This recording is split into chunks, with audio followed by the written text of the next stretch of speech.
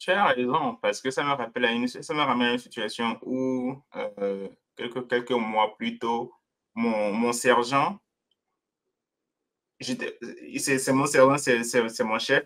Il est Je suis plus âgé que lui. Mais chaque fois quand il parle, il réfléchit à 2 fois, il dit: «Ah, il sait qu'il est de, grade, hein, dans l'armée, il est mon ancien et tout». Mais il a aussi conscience du fait que je suis plus âgé que lui. Donc, il trouve au fait le juste milieu entre les deux. Et je comprends totalement. Et ça fonctionnait quelque chose. Il est parti chaque fois, je me dis, là, le gars, là, petite histoire, j'ai fait tout. J'ai dit, il est parti au Colorado. J'ai dit, bon, l'année prochaine, moi, je te suis aussi à Colorado. Je viens continuer à rester là-bas. Qui vont t'entraîner dans ça et qui vont te dire que je connais comment on fait pour qu'on les détecte pour tester de l'urine. Ils vont te dire ça. Ils disent que non, bois ça, fais comme ça, fais comme ça. Et demain ou après-demain, tu te retrouves dans des problèmes. Ce qui fait en sorte que tu ne peux pas monter en grade. Tu ne peux rien faire. Tu ne peux rien faire.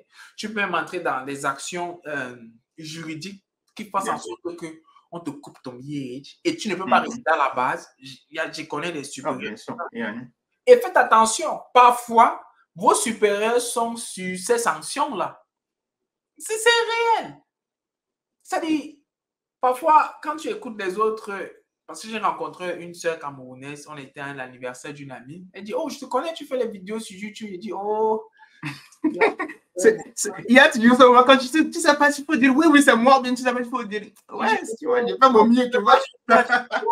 Elle me dit, je vois tes vidéos, c'est bien ce que tu fais, vraiment, il faut informer les gens et tout, mais elle me dit, mais il y a les choses que tu ne dis pas. Elle me dit quoi? Justement, ce que nous sommes en train de parler. Elle me dit qu'elle était dans une unité terrible. Terrible. Et il y a des numéros, il y a des hotlines. Vous savez, l'armée est bien, pourquoi? Parce que si quelque chose ne va pas, tu te plains chez ton platoon sergeant. Si tu utilises ta chain of command, tu montes. Si tu vois que ça ne donne pas, il y a les hotlines. Et je dis souvent, genre, il faut trop ces numéros-là. Parfois, ça prend le temps, mais quand ça frappe fort. On balaye carrément. J'ai vu, on a balayé toute une base. Ouais. C'est passé à l'ancien Fort Hood. Yeah, Fort Escalade. Avant, l'ancien... Tu as vu ce qui s'est passé là-bas? On a balayé toute une base. On te parlait de près de 36 officiers impliqués. Je dis, c'était la magie. Je vous dis que quand ces gens, parce qu'il y a des trucs qui se passent, c'est que quand un événement arrive, ne pensez pas que tu joues là-demain, le CIA va venir se placer, ça va passer. Non, ils prennent du temps pour savoir où ça a commencé, comment ça démarre, la racine du problème. Et quand ils frappent, je vous assure, ils frappent très fort. Et le truc, c'est quoi? Ne faites pas que quand le FBI, le CIF frappe là, votre nom sort à l'intérieur. C'est ça qu'il dit, quand éloignez-vous des matas, parce qu'il y a des gens, je vous assure, parfois vous serez couché. Ils vont venir toquer, juste pour vous dire que bon, on va faire ceci. Même parfois, tu es menaçant, tu disant que si tu ne fais pas, on ne va pas faire X. Ça existe. Yeah. Sexual assault, sexual harassment, ce qu'on a dit chez nous en char. Vous pensez que quand vous entrez dans l'armée, vous avez peut-être 4 classes en un mois, c'est pour rien. Ce n'est pas pour rien. Yeah. On vous donne les numéros. Et c'est ça, quand vous entrez dans l'armée, ce n'est pas... J'ai dit ça à un la dernière fois. Il dit, tu as signé ton contrat, tu as fini le BC, tu finis ton AIT, tu as 6 mois dans ton unité, tu m'appelles pour me poser les questions comme quelqu'un qui n'est pas dans l'armée. Pour moi, c'est inconcevable. Il dit, mais tu n'as pas appris ça au basic? Il dit, oui, j'ai appris, j'ai oublié. Tu as oublié. Il dit, tu n'as pas appris. Parce que je sais, on se connaît tous à quel moment on fait ces classes-là. Quelqu'un qui t'appelle, qui te dit qu'il ne sait pas comment ouvrir son LIS. Je ne sais pas. Tu veux, si c'est pas long, on fait ta paye. Tu ne connais pas comment on fait pour login là-bas. Et tu es déjà dans ton unit. Ça veut dire que si on ne te paye pas, tu fais comment? C'est ça le truc. Et je dis souvent aux gens, ne pensez pas que votre recruteur, c'est votre babysitter. Votre drill sergeant, c'est votre babysitter. Il n'y a pas de babysitting. Ça qui dit, il n'y a pas de babysitting. Ou bien, si vous ne voulez pas ça, c'est simple. Ne signez pas le contrat. Ne rentrez pas. N'entrez pas. Et il y a une chose qui est claire. La chose qui est claire, c'est quoi? C'est que il n'y a pas que la mer. Vraiment. Il n'y a pas que ça. Comme je disais, tout ce qu'on fait dans la mer, on fait ça ici. Student loan repayment. Il y a des compagnies qui le font. Ils te disent, si tu travailles avec nous 5 ans, 6 ans, 7 ans, on dit, voilà, on a peut-être 50, 60 000 ou 100 000 dollars de student loan repayment. Tu travailles avec nous pendant 5 ans, 6 ans. Ton student loan est off. Oui. Il y a des compagnies qui ont des assurances qui sont un peu plus supérieures à TRICARE. Yeah. On ne le savent pas. Il y a des compagnies qui ont ça. Donc, ne vous dites pas que, bon, il y a des compagnies, bon, en termes, je peux dire quoi, le véritable avant, je peux dire ça comment? Le truc que l'armée laisse sur classe un peu tous, en termes de papier, sa nationalité. Yeah. Et c'est là-bas que tu peux avoir ça rapidement. Hein. Tu as suivi ce qu'ils font maintenant? Ouais, en deux, 3 mois, vite fait. Tu es citoyen. Nous, on a souffert, gars. Et ils sont encore basic, ils prennent la nationalité. Mon gars. Ça, je dis, waouh, c'est impressionnant. C'est pour motiver les gens parce qu'ils cherchent, ils veulent les gens pour travailler. Donc, c'est ça que je dis. Il n'y a pas que ça. Il n'y a pas que ça. Et tu peux attendre tes 4 ans et demi, tu appliques pour tes nationalités, tu as ta nationalité tranquillement. Tu payes un peu, mais bon, c'est pas grave. Ce qui est sûr, c'est tu te payes pour ça. Voilà, l'objectif, c'est ça. Donc, c'est à vous de savoir que, OK, je vais entrer dans l'armée, voilà ce qui m'attend. Je vais faire ceci, voilà ce qui m'attend. Je vais faire ceci. Et apprenez à mettre le prix. Mettez le prix. En tout cas, moi, c'est ce que moi je pense à ce niveau-là, du genre, l'armée, c'est toxique. Mais, comme on dit, quand il y a une tache d'huile, on lave pas la tache d'huile avec de l'eau. Simple. On lave la tache d'huile avec de l'eau savonnée parce que c'est le savon qui enlève l'huile. Donc, soyez le savon, ok? Vous mélangez de l'eau et vous enlevez le truc. Vous enlevez l'huile. Parce que quoi? Vous ne pouvez pas entrer dans l'armée, vous dites que vous ne voulez pas être déployé. Voilà encore une phrase. Moi, honnêtement, Fabio, j'ai envie d'être déployé. Moi aussi. Bon, je vais pas le dire parce qu'il ne faut pas que ma femme entende ça parce qu'elle n'aime pas que je dise ça. Mais quand même, j'ai envie de bouger. J'ai envie de bouger. Moi, je dis souvent, j'ai l'habitude de le dire à mon épouse aussi. Je dis, maman, tu sais, à des moments, j'ai envie d'être déployé. Yeah. Mais j'ai envie d'être déployé avec un statut. Par exemple, j'ai envie d'être avec tel statut. Ce statut-là que j'ai envie d'être déployé. Le statut que j'ai maintenant, je n'ai pas envie d'être déployé, mais j'ai envie d'être déployé avec un statut.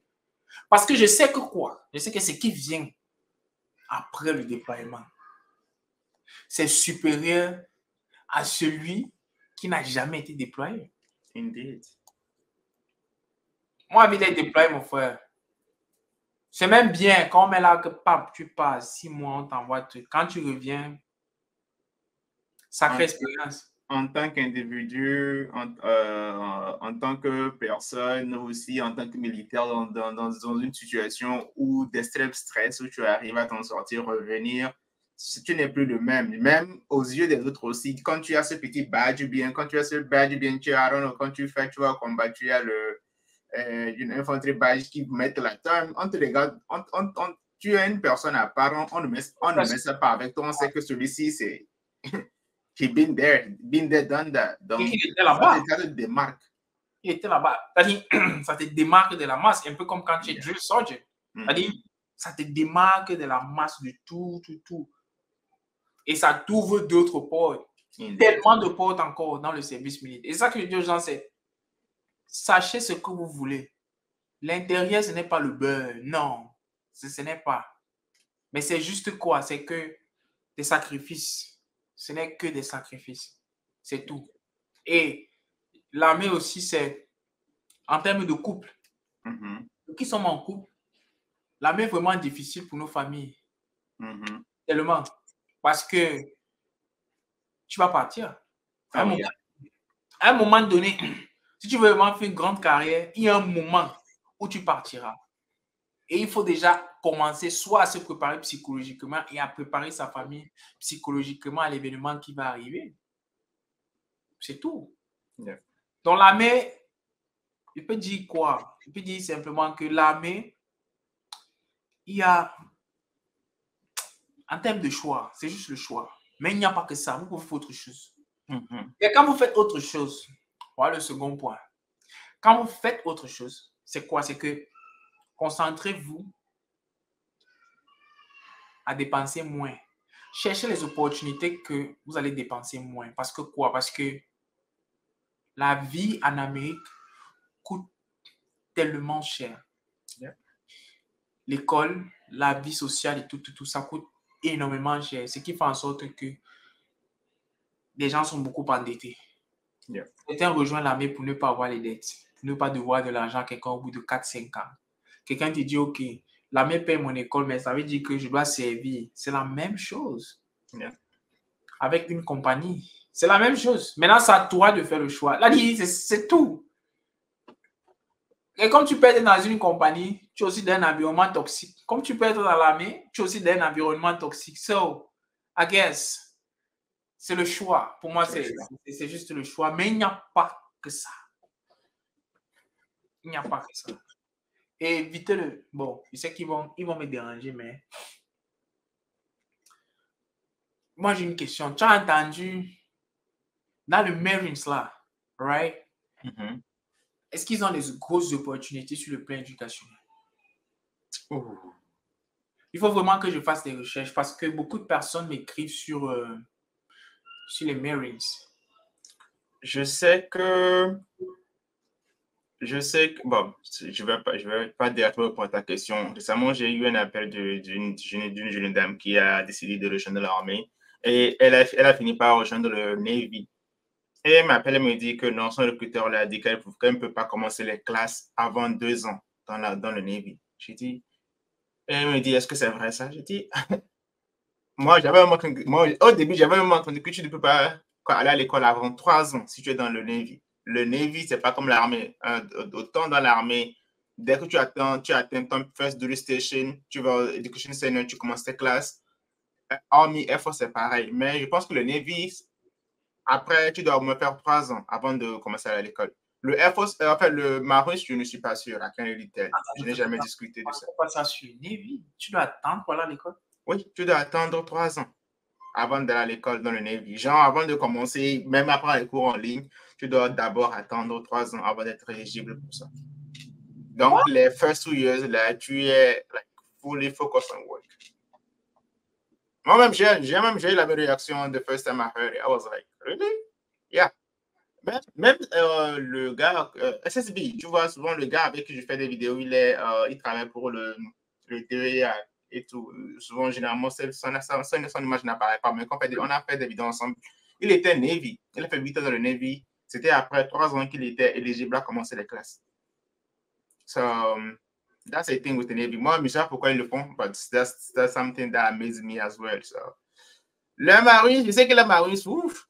Je vais faire mes recherches là-dessus, mais là, à l'heure actuelle, je ne sais pas. Quasi, c'est déjà comme ça pour les Navy et les Marines, ça va être grave.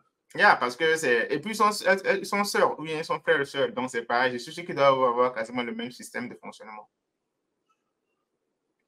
Yeah, it is what it is. Pour continuer, moi, je voulais juste avancer et parler au fait d'une chose qui cause problème avec beaucoup de nos frères et sœurs. C'est. Bon, ça dépend sous quel prisme on le voit. C'est la perte d'indépendance ou de la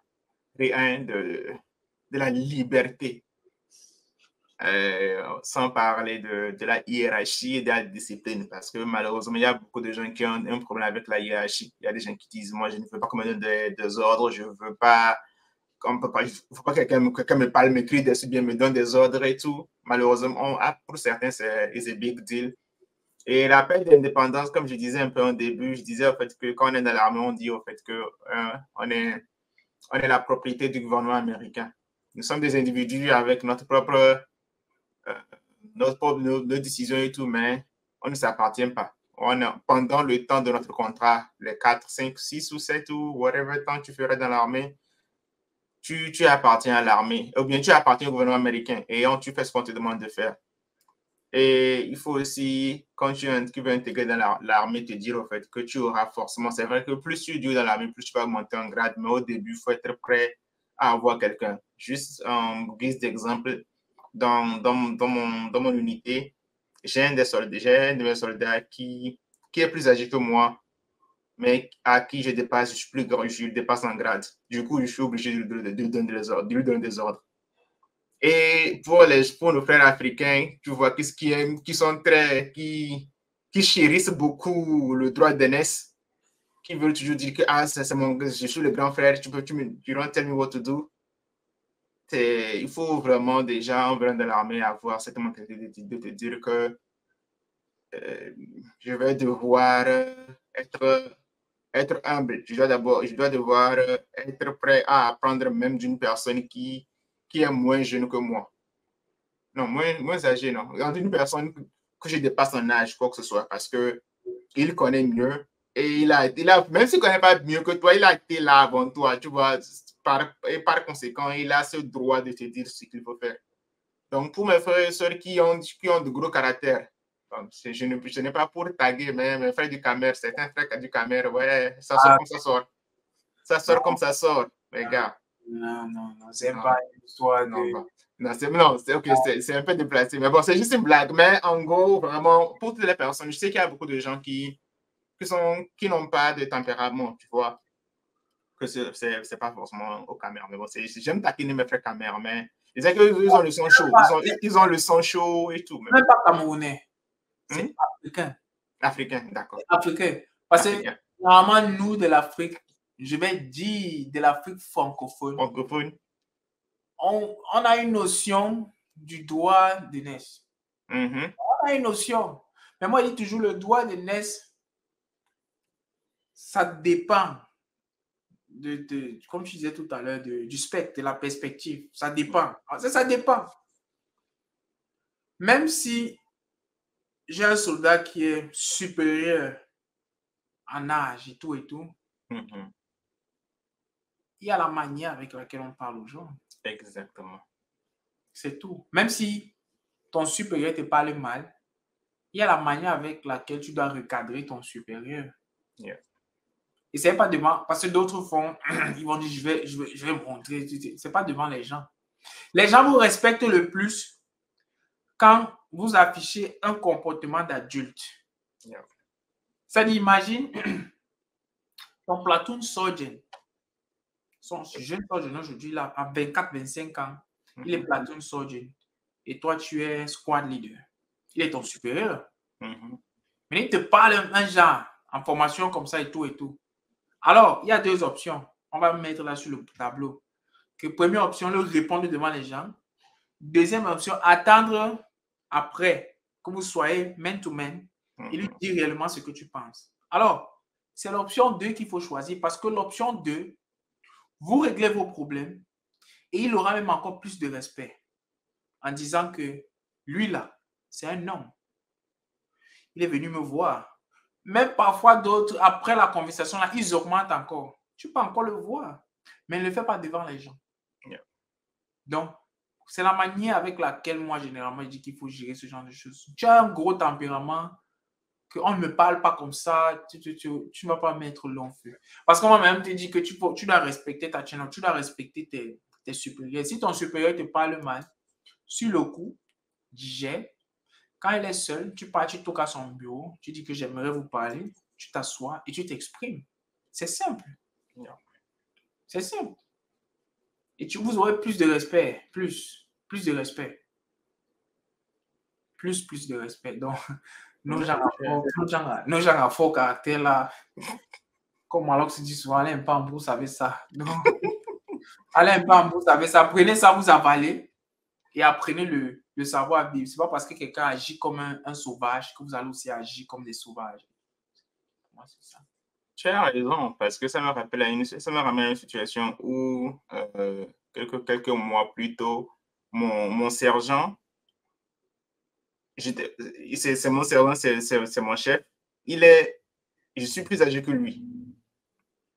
Mais chaque fois quand il parle, il réfléchit à deux fois, il dit, il sait qu'il est de grade dans l'armée, il est mon ancien et tout. Mais il a aussi conscience du fait que je suis plus âgé que lui. Donc, il trouve en fait le juste milieu entre les deux Et je comprends totalement. Et ça fonctionnait. Quand je dis, il est parti, chaque fois, je me dis, là, le gars, là, petite histoire, j'ai fait tout. J'ai dit, il est parti à Colorado. J'ai dit, bon, l'année prochaine, moi, je te suis aussi à Colorado. Je viens continuer à rester là-bas. Donc, il y a des trucs, il y a ces trucs, le fait d'être en mesure de même si tu es plus âgé que la personne, mais de donner son respect à la personne, malgré tout ça là, en fait, tu gagnes en estime devant la personne. La personne va pas te dire que je vais réfléchir par deux fois parce que je dis, c'est vrai que normalement, parce qu'il y a, tu as vu, il y a des gens qui sont très pressés de manifester leur rank pour dire, oh, je te rank, tu vois, je suis ton aîné, je te parle comme je veux. Et quand tu es quelqu'un, tu es posé, tu lui donnes son respect à lui, mais au même moment, tu agis comme un adulte. Tu fais ce que tu dois faire. Tu reportes en time, tu fais. En fait, il te donne ce respect naturel sans forcer. Il va vouloir me mettre ton ami parce qu'il dit, oh wow, malgré que je suis plus âgé que lui, il fait ce que je lui demande. Il n'est pas là en train de me tenir tête pour montrer que quoi que ce soit. Et ça, mon gars, en fait, ça donne un genre, comme c'est un genre. Ça l'éduque même. C'est-à-dire, tu l'éduques en même temps.